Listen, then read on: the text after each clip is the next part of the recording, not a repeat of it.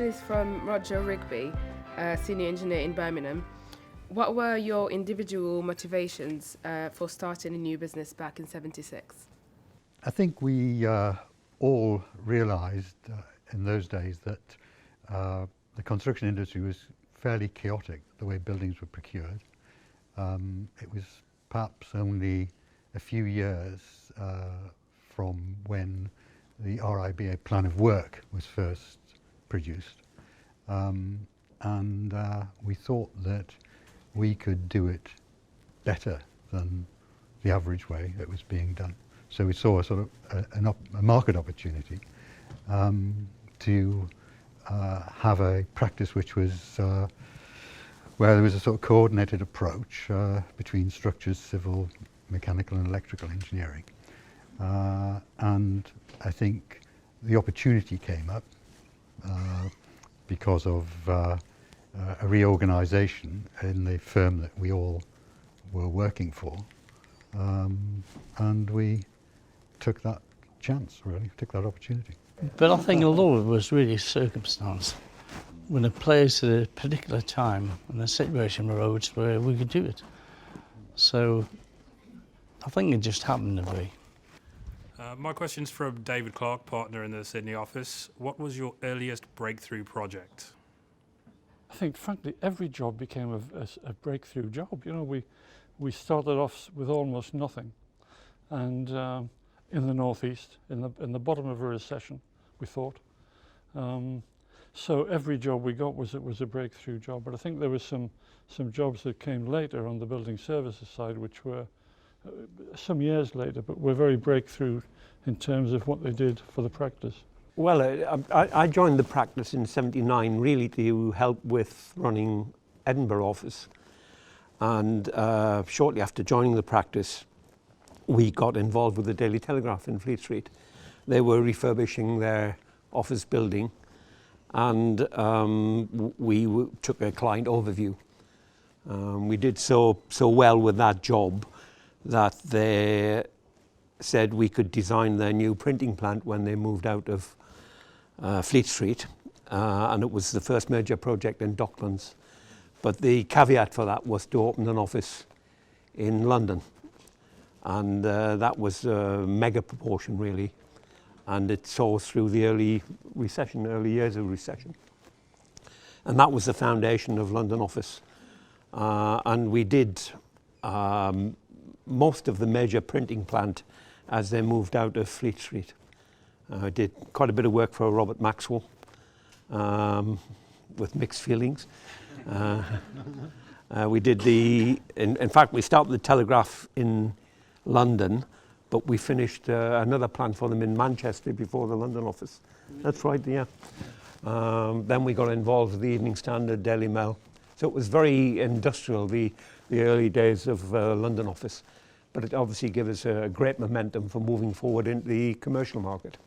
I think starting London gave the practice a new platform. We worked on bigger projects with bigger architects.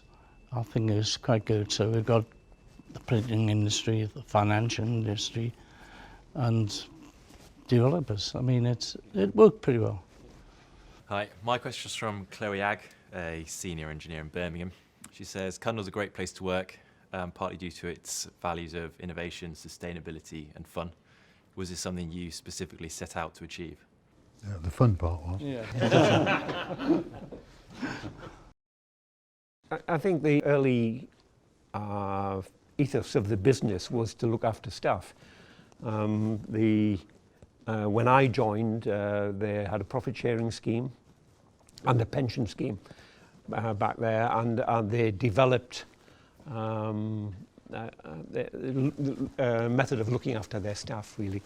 And in the early days of London office, I think our Christmas parties were renowned for their friendliness.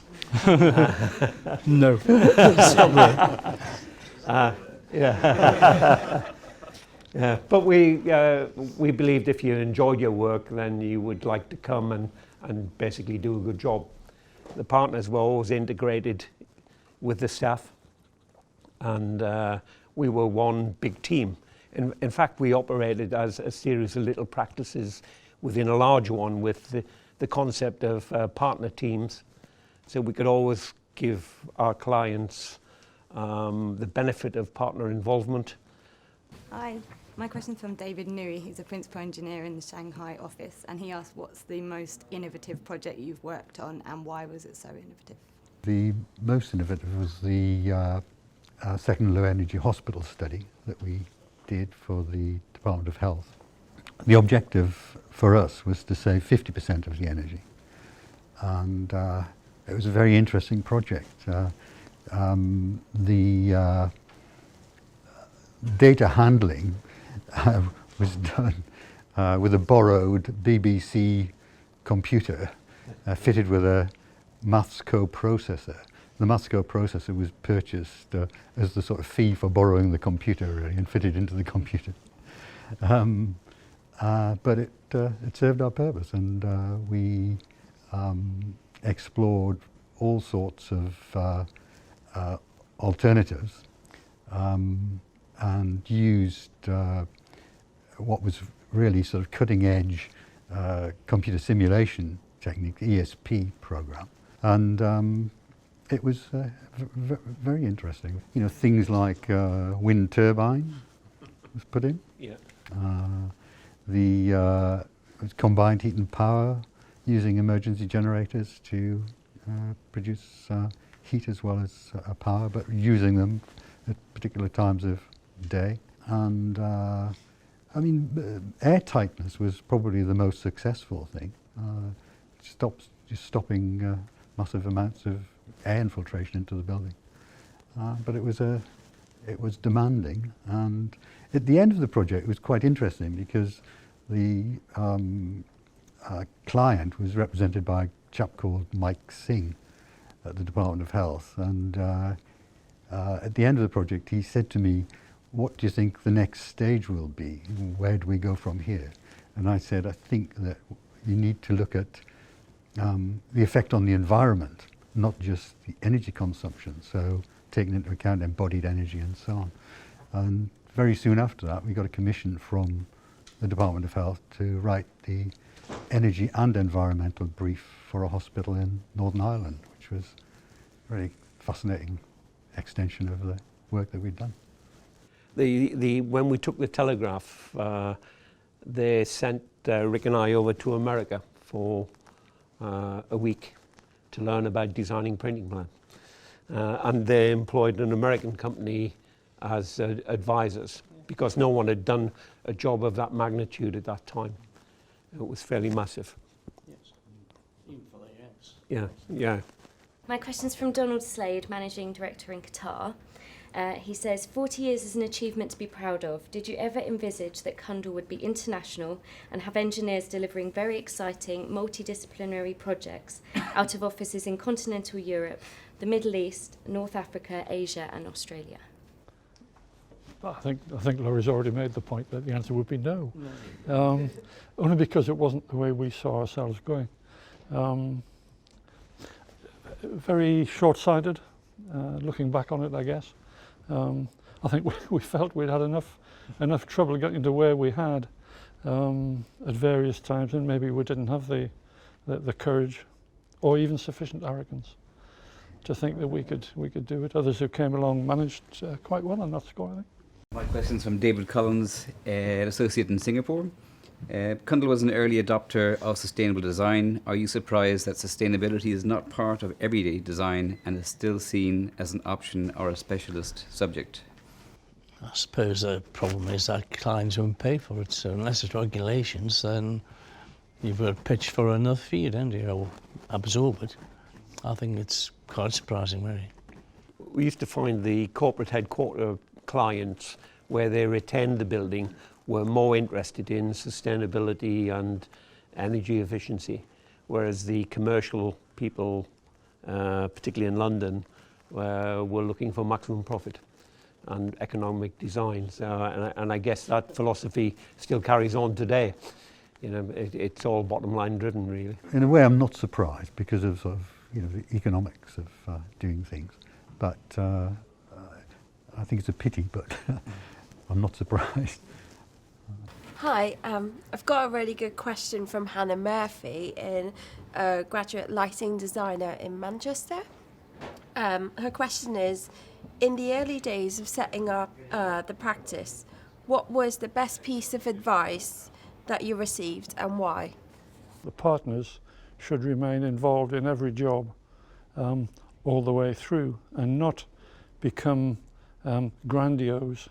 I think that we sit in our little boxes and the staff go off and do things, and that we stayed, and we did that. We stayed, as Laurie said, we had partner teams, and the partners stayed heavily involved in jobs.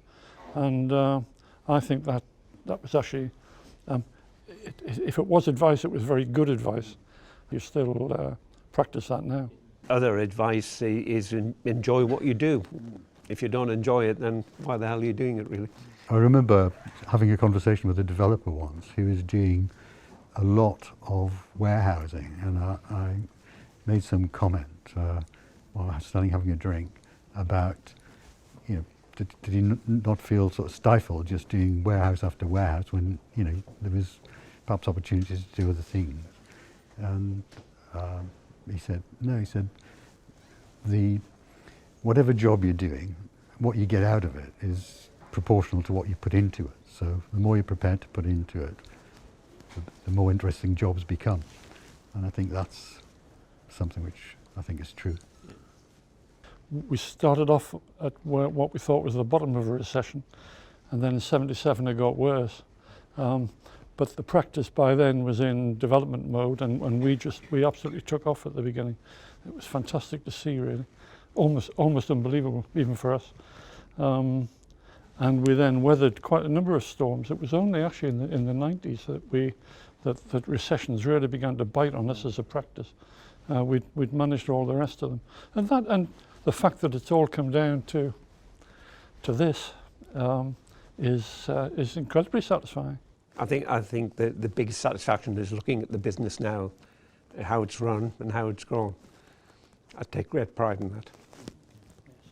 My name is Callum Clanahan. I'm a graduate engineer here in London, and my question is, what advice would you give to graduates who are embarking on careers in engineering?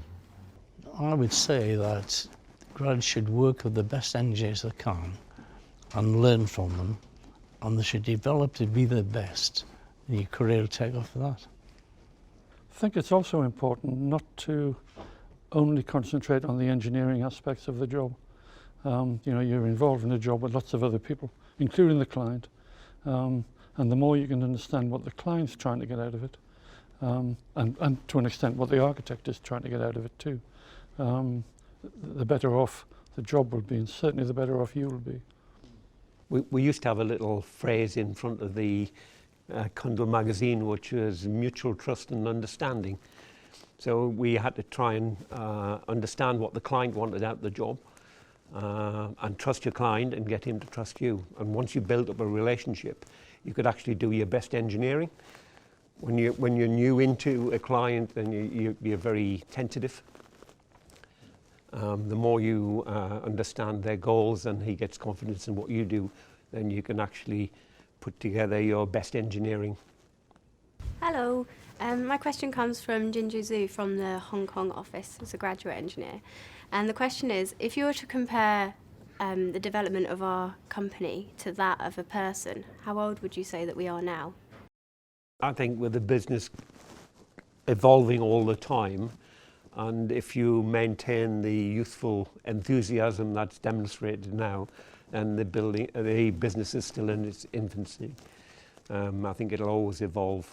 But the basis will be there, and it's early days. Can I just say one thing, Johnny? The one thing to bear in mind is we had a ball.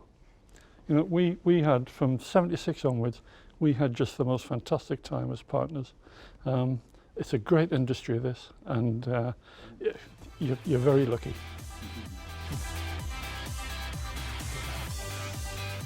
What most impressed me about the session today was the friendliness of the partners and how they conveyed their enthusiasm about the industry and the company, and the pride at the end that they said they felt looking out at the company. I can see that they're really all proud of what they've done and how it's blossomed into what it is now. our founding partners. They seem very, very proud of our achievements here in this office and the company. So yeah, they seem like a bunch of very relaxed and proud guys actually. I think there was very honest answers from the founding partners as well. The partners really recommended to take things away from your peers, to learn from those people that are around you, learn from the people with the most experience, and knowledge is power. Well, what most impressed me about the session was meeting the founder members, and seeing where it all started from. That was quite a privilege for me to see that. I found it interesting that they didn't realise how big Cundall was going to get. I think they dreamed big, but actually we've become bigger.